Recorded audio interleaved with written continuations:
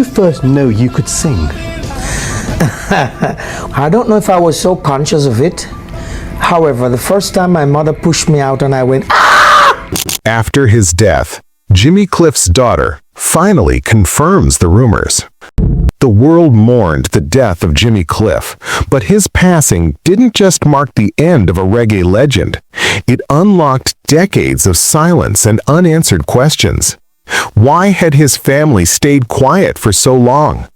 Only now, after his death, has his daughter, Lilty Cliff, stepped forward to reveal secrets the world had never known. What really happened between the glory and the silence? This is the story behind the legend finally coming to light. Since 2020, Jimmy Cliff had been slowly retreating from the stage. The pandemic canceled tours, and the once vibrant performer grew visibly weaker.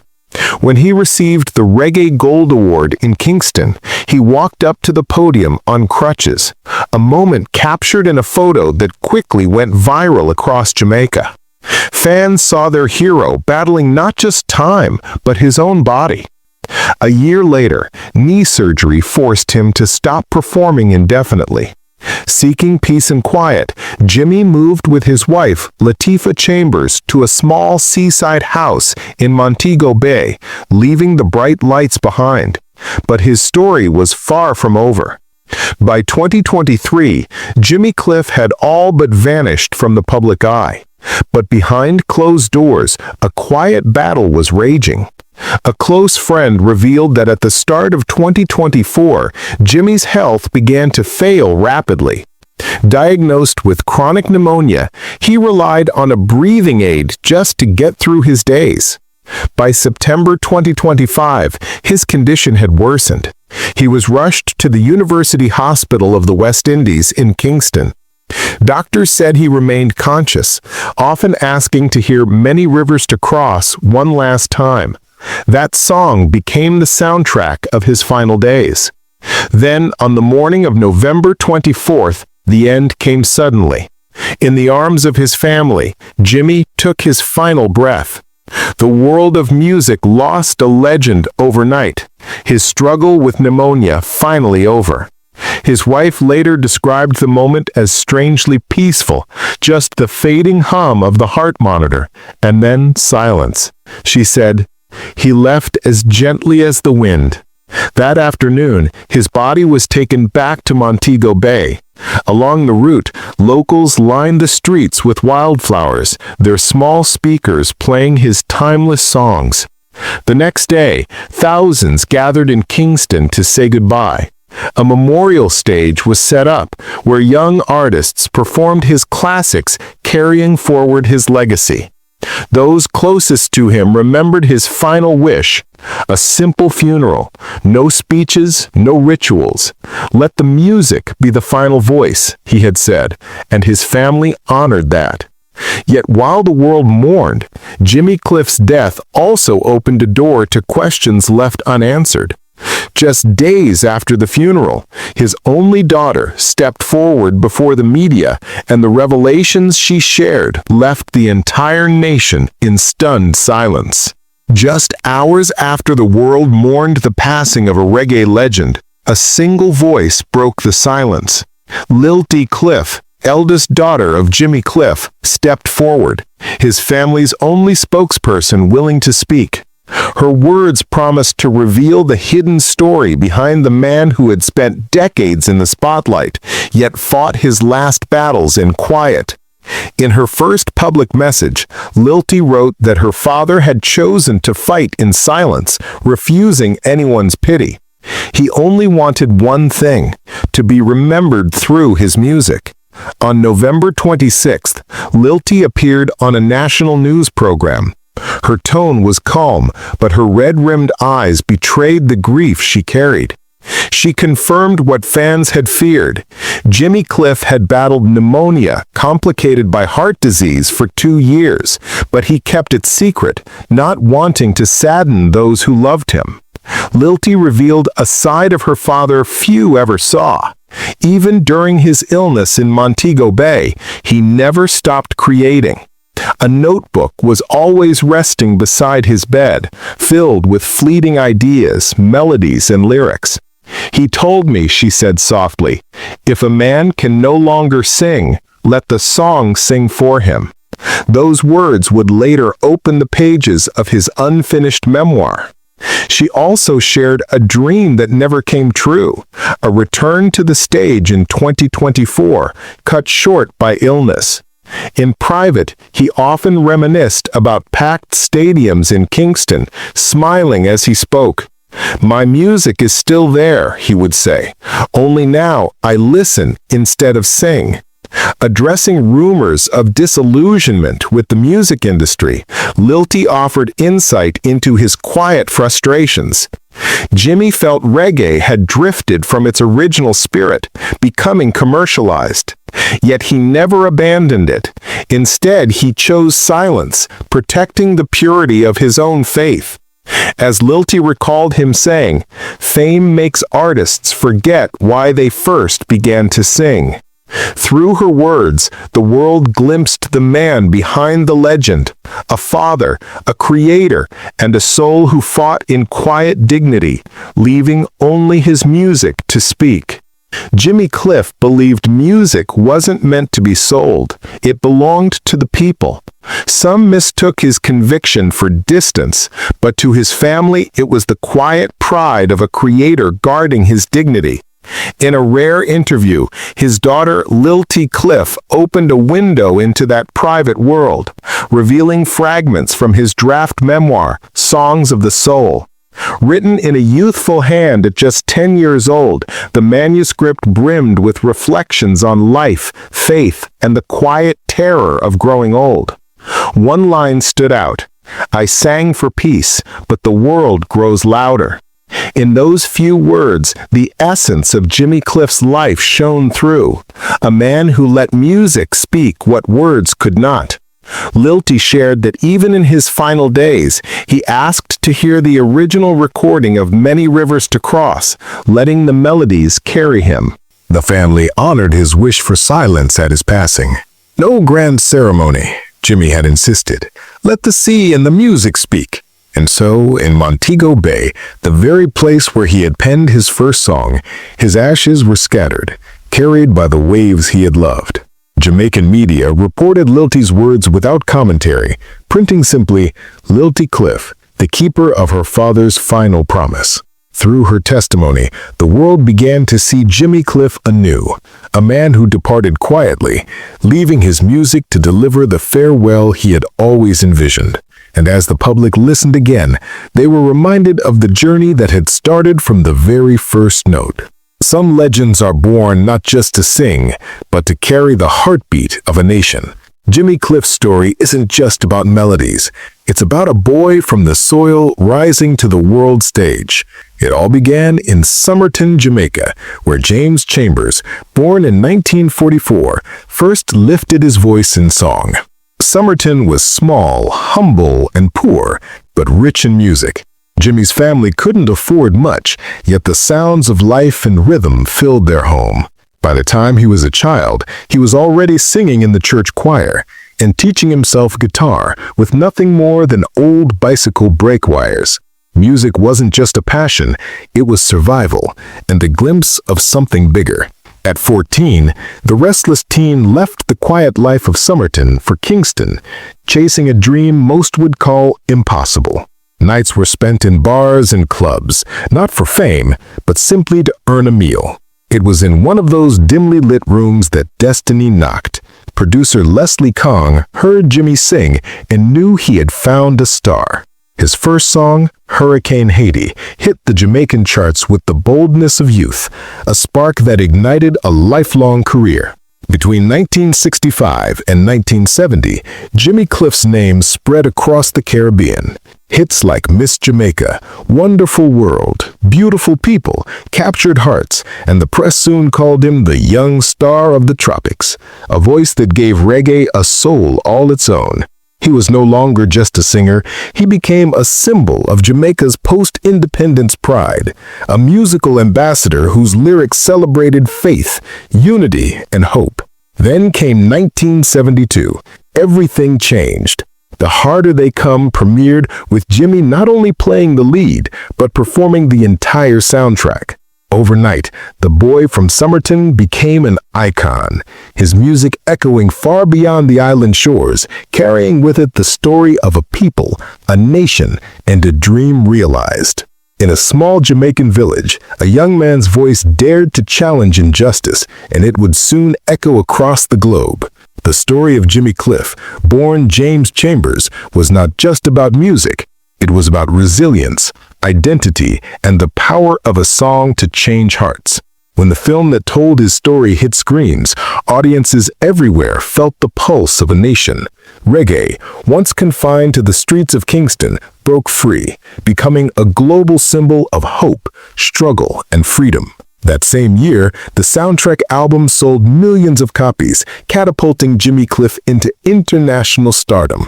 "I don't want people to just hear reggae. I want them to hear Jamaica," he once said. It was more than a statement. It was a lifelong declaration, a mission that guided every note he sang. Jimmy's tours took him from the United States to the United Kingdom and all the way to Japan. Wherever he went, crowds didn't just come for music. They came for the story he carried with him, the story of a small island standing tall against oppression. His concerts became living narratives of freedom, faith, and resilience, each song a bridge connecting cultures and hearts. By the mid-1970s, Jimmy Cliff had become a global icon. His music spoke of peace, racial equality, and the enduring spirit of resistance among people of color. Critics marveled at his voice, describing it as both thunderous and tender, capable of lifting spirits while grounding them in reality. He collaborated with legends like Joe Strummer and Elton John, yet never lost the essence of his Jamaican roots.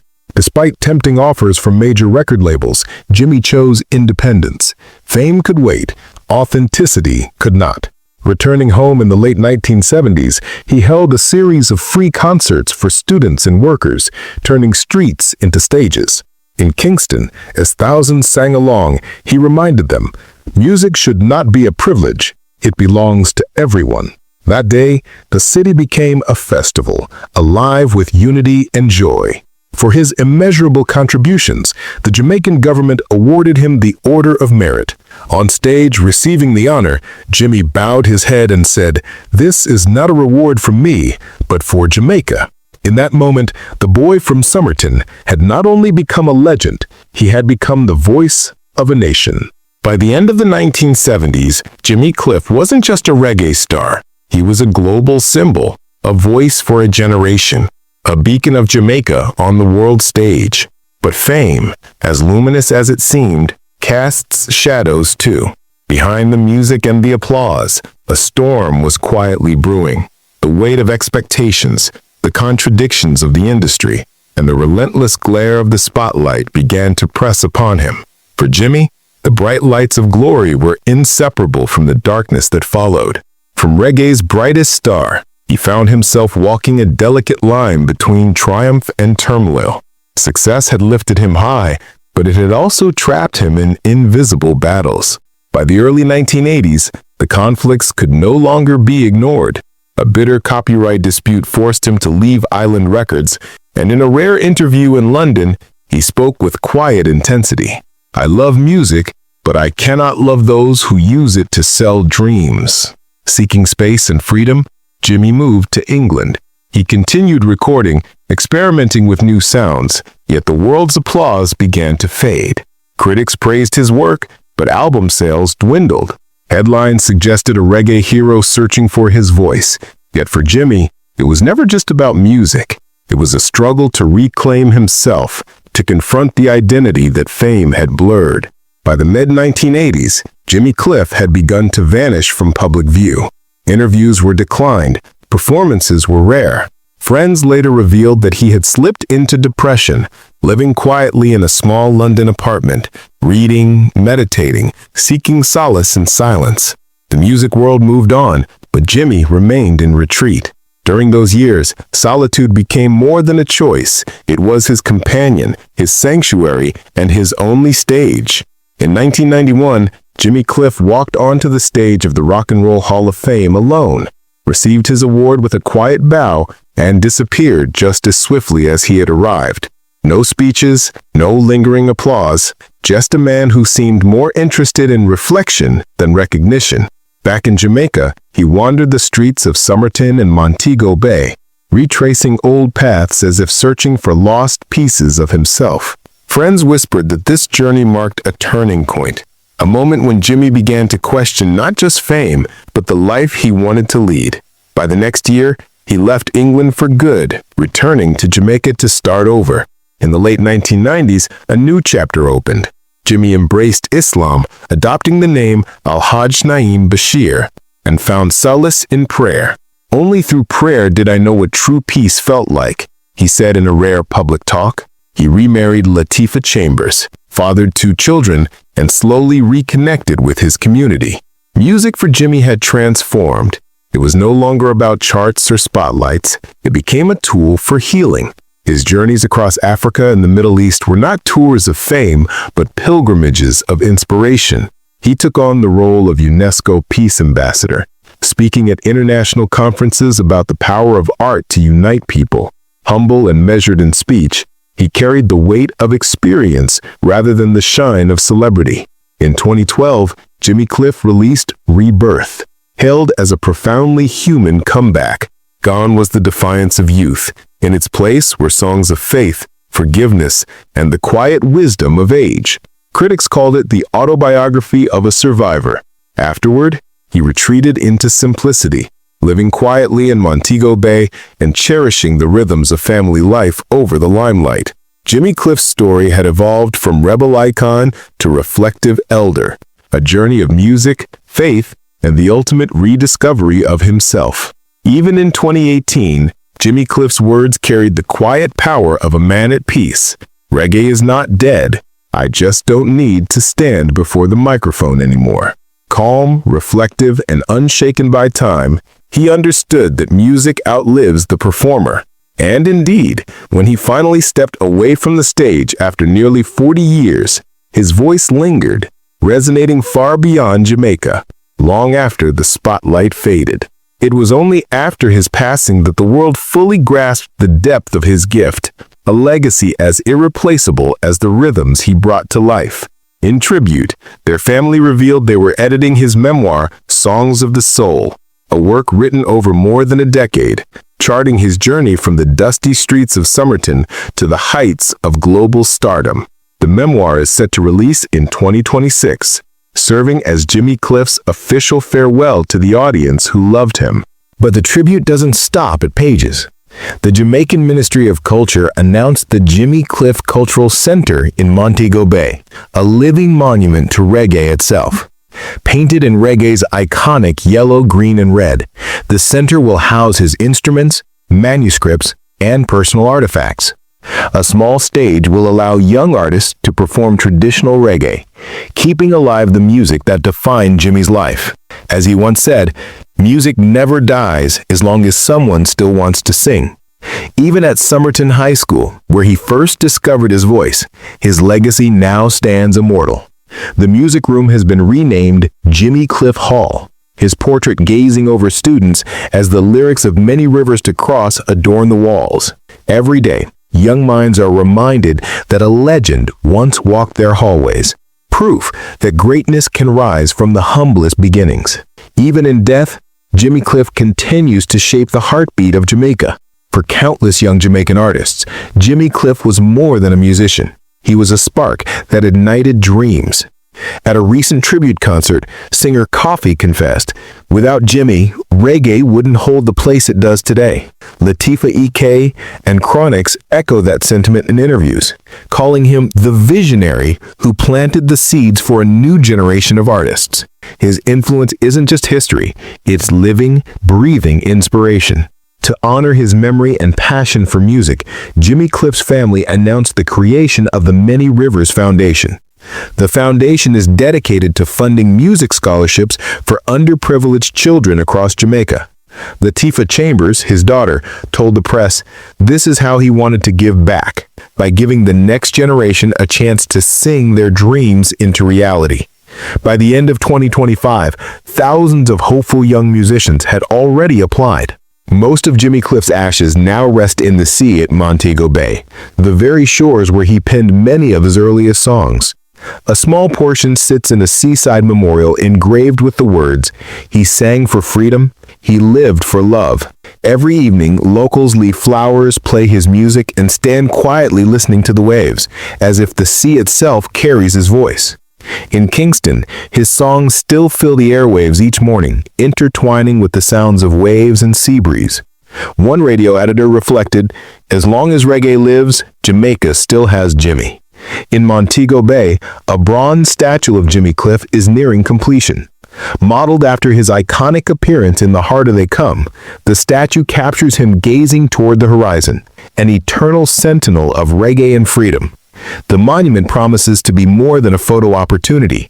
It will be a cultural landmark where visitors can experience the history of reggae and the man who gave it its soul. Jimmy Cliff may have left the stage, but his music, spirit, and vision continue to ripple across Jamaica and the world. What makes a voice timeless? For Jimmy Cliff, it was more than talent. It was a heartbeat that carried the spirit of Jamaica to the world. Music scholars call him the bridge between a nation's soul and global audiences, a messenger whose song spoke of freedom, hope, and compassion. Even decades later, universities in Jamaica study his impact in popular culture programs, and his recordings are streamed millions of times every year. Half a century ago, he created songs that still feel alive today. Young listeners find motivation in "You Can Get It If You Really Want," while older generations hear echoes of their youth in every note. Though Jimmy Cliff's 81-year journey ended quietly, the music he left behind refuses to fade. From the dusty streets of Somerton to sold-out stages across the globe, he transformed reggae into the language of faith, freedom, and resilience. Today, Jamaica remembers more than an artist. They remember a piece of their history. A voice that once spoke for a nation continues to ripple across oceans, proving that music born from the human soul can be truly immortal.